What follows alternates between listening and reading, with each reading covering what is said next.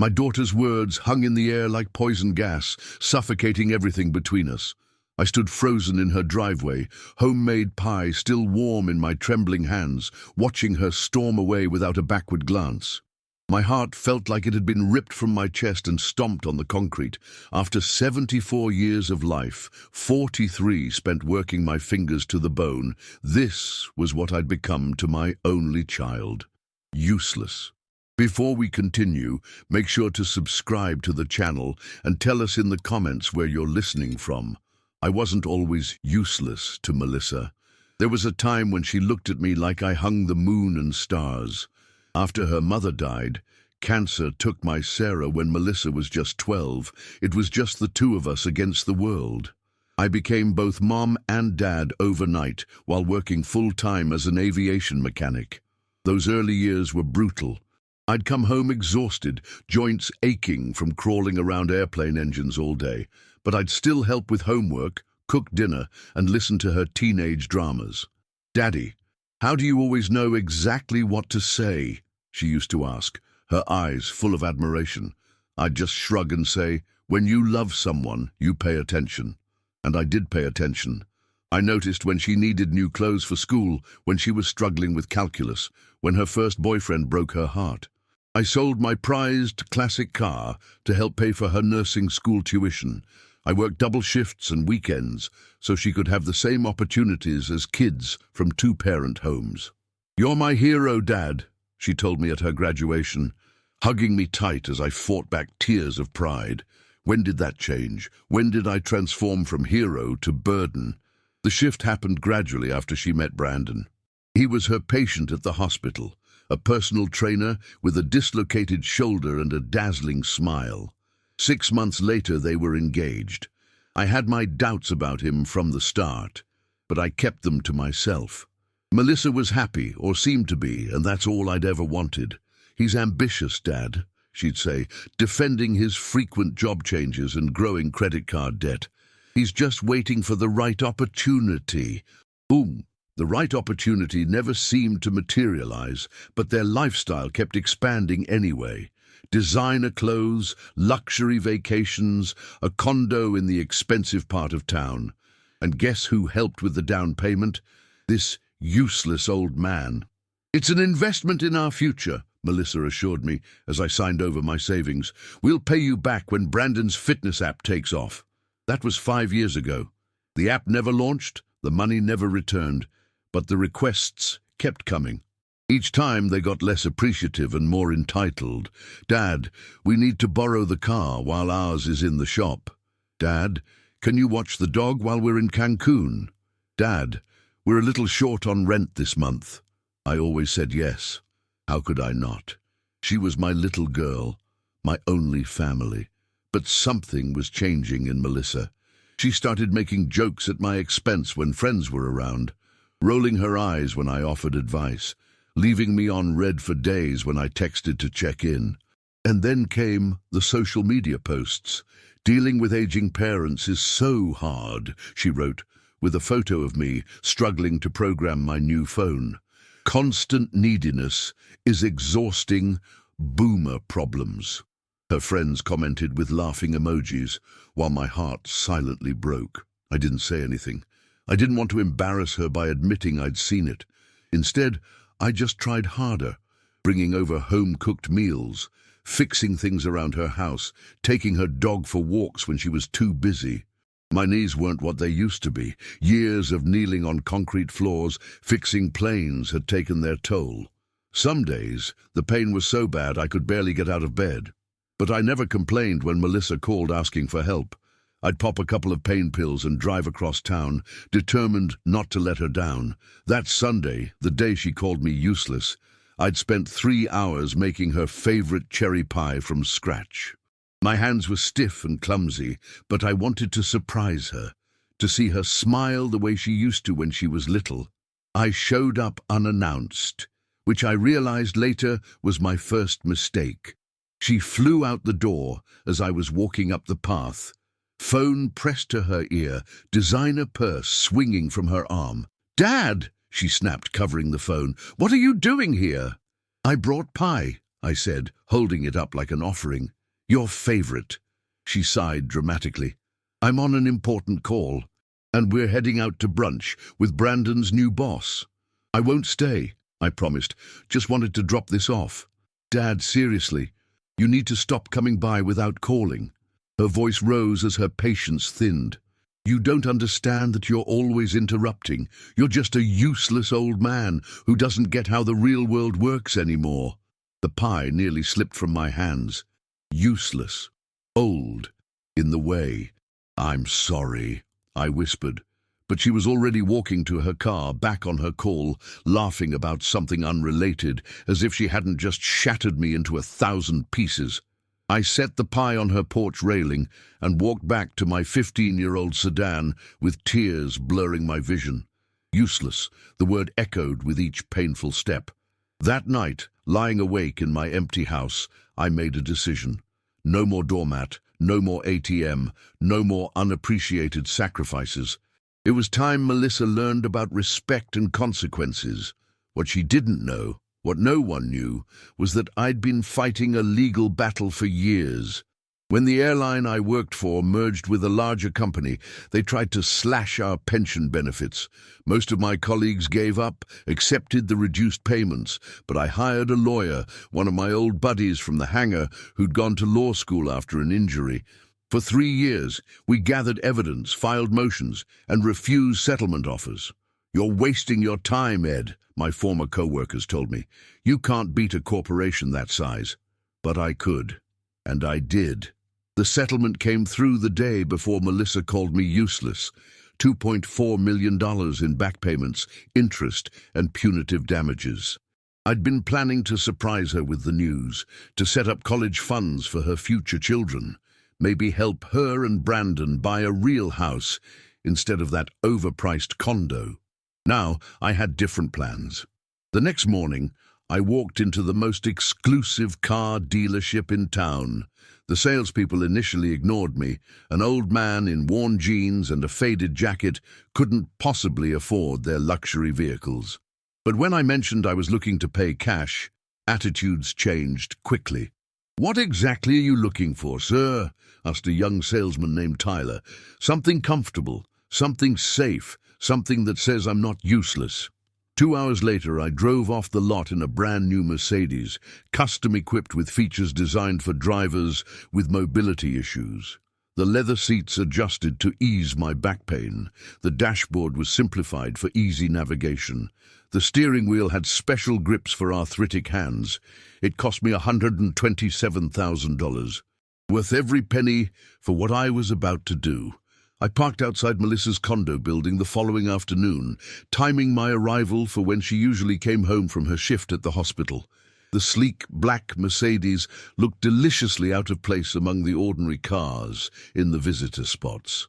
Right on schedule, Melissa's white SUV pulled in. I watched in the rearview mirror as she parked, then noticed the unfamiliar luxury car. Her curiosity piqued. She approached slowly, trying to see who was sitting inside. I stepped out, wearing a new suit that cost more than my monthly pension. Dad! Her confusion was almost comical. What are you doing here? Whose car is this? Mine, I said simply. Would you like to take a look? Her eyes widened as she circled the vehicle, running her hand along its glossy surface. How did you... you can't possibly afford... Open the door, I invited, holding out the key fob. Go ahead. She pressed the button, and the door swung open with a soft, expensive sound. The new car smell wafted out as interior lights illuminated the handcrafted details. Dad, I don't understand. Her voice had lost its usual edge. Where did you get the money for this? I reached into my jacket and pulled out an envelope. Remember that lawsuit I mentioned a few years ago? The one you said was a waste of time? She nodded slowly, eyes moving between me, the car, and the envelope. The settlement came through. $2.4 million after taxes. Her jaw actually dropped. $2 million? Yes. I handed her the envelope. This is for you. She tore it open eagerly, but her excitement faded as she read the contents. It wasn't a check, as she'd clearly expected. It was a notification that I'd established a foundation for elderly support services using $2 million of my settlement. The remaining $400,000 was divided between my retirement account and donations to several of my former colleagues who were struggling on reduced pensions. "I don't understand," she said, her voice hardening again. "Where's my share?" "Your share?" I echoed. "I wasn't aware you were entitled to a share of my life's work and a legal battle you ridiculed."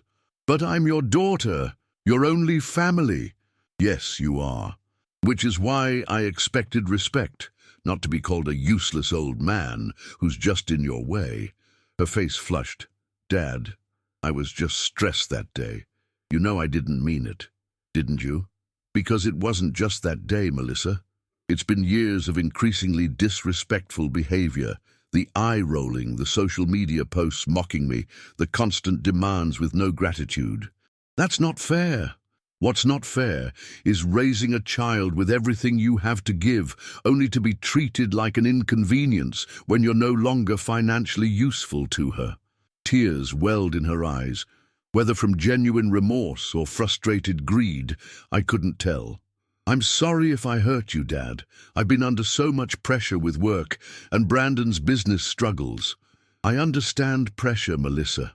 I raised you alone while working 60-hour weeks. I never once made you feel like a burden." A couple walked past us toward the building, glancing curiously at our tense conversation beside the luxury car. Melissa lowered her voice. "So you bought yourself a fancy car, but left nothing for your only daughter? Is that your idea of fatherly love?" I sighed, feeling suddenly exhausted despite my victory. "This car is just a symbol, Melissa. It's a reminder that I'm not useless. I still have value, even if you don't see it. And the foundation, $2 million to complete strangers instead of your own family. Not strangers, people like me. Elderly individuals who've been discarded by society, and sometimes by their own children, because they're seen as useless. They deserve dignity too." She wiped angrily at her tears. "Brandon and I are drowning in debt. We might lose the condo. Doesn't that matter to you?" "It does, and I'm willing to help. Not with handouts, but with financial counseling, with budgeting assistance, with real solutions, not just throwing money at problems you and Brandon created." "So you're punishing me?" Her voice turned cold. "Teaching me a lesson like I'm still a child?" "No, I'm treating you like an adult who needs to learn that actions and words have consequences." Just then, Brandon pulled up in his leased sports car. He jumped out, eyes immediately drawn to the Mercedes. "Whoa, sweet ride." He approached with a broad smile that faltered when he sensed the tension. "What's going on?" Melissa thrust the foundation letter at him. "Dad got a huge settlement and decided to give it all away instead of helping his family." Brandon skimmed the letter, his expression darkening. "Seriously, Ed? After all we've done for you?" I had to laugh. "All you've done for me? Please enlighten me. Was it the constant borrowing without repaying? The jokes about my age, or perhaps calling me useless to my face?" "That was Melissa, not me." Brandon backpedaled quickly.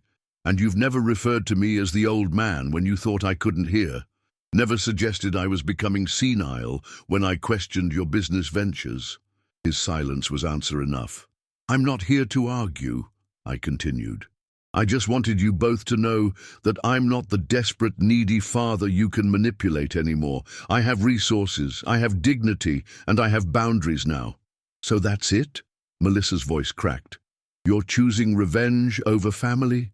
"This isn't revenge, sweetheart, it's justice. And maybe if you think about it long enough, it's also love, the kind that doesn't enable destructive behavior but encourages growth."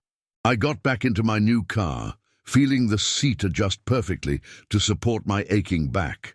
Through the window I added, "When you're ready to rebuild our relationship on mutual respect, my door is always open, but my wallet isn't." As I drove away, I caught a glimpse of them in my rearview mirror, standing stunned in the parking lot, the foundation letter fluttering in Melissa's hand like a white flag. The story spread quickly through our community. Some people called me cruel for disinheriting my daughter. Others praised me for establishing the foundation. A local news station even did a segment on the mechanics' millions and the elderly support programs my money would fund. 3 weeks later, Melissa showed up at my door. No Brandon, no designer purse. Just my daughter, eyes red from crying, looking more like the girl I raised than the stranger she'd become. "Can we talk?" she asked hesitantly. I invited her in, offered tea like I always had when something was troubling her. We sat at my kitchen table, the same one where I'd helped with her homework, where we'd celebrated her acceptance to nursing school, where we'd grieved her mother together. "Brandon moved out," she said finally. "He said if I couldn't get you to change your mind about the money, he was done." I nodded, unsurprised. "I'm sorry you're hurting." "Are you?" She looked up, challenging. "Isn't this what you wanted?" "I never wanted you to suffer, Melissa. I wanted you to see me, really see me, as your father who loves you, not as an ATM or an inconvenience." She traced the wood grain of the table with her finger. "I've been horrible to you."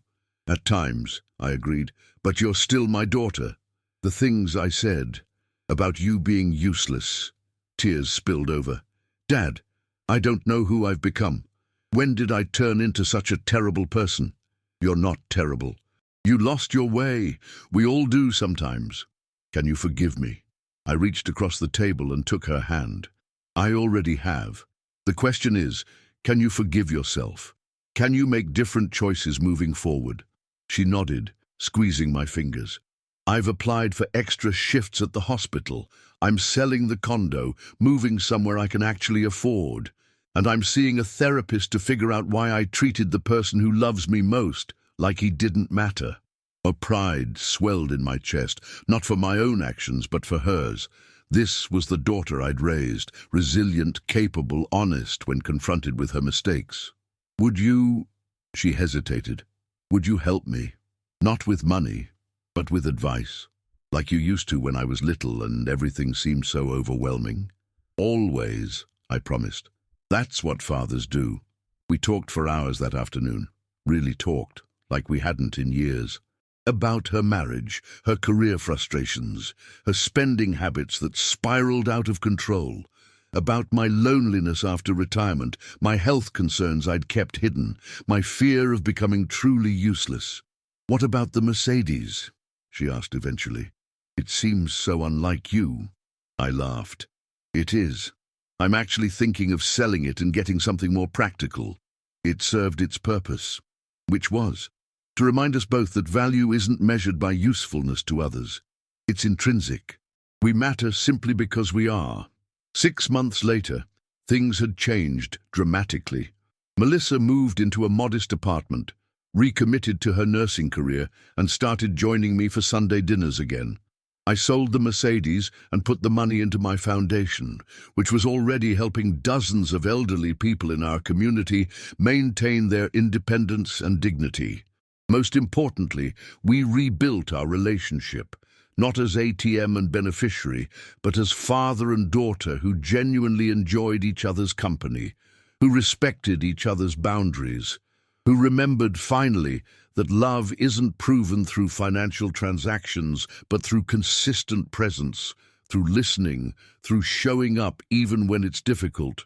The day Melissa helped me host the Foundation's first community event, she hugged me tight and whispered, "You're the most useful man I know, Dad. Not because of what you do for me, but because of who you are."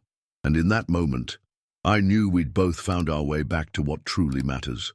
If you enjoyed this story, please like the video, subscribe to the channel, and share your thoughts in the comments below. Did you ever have a moment when you had to stand up for your self-respect with family? To hear our next story, just click on the box appearing on your screen now. Thank you so much for listening.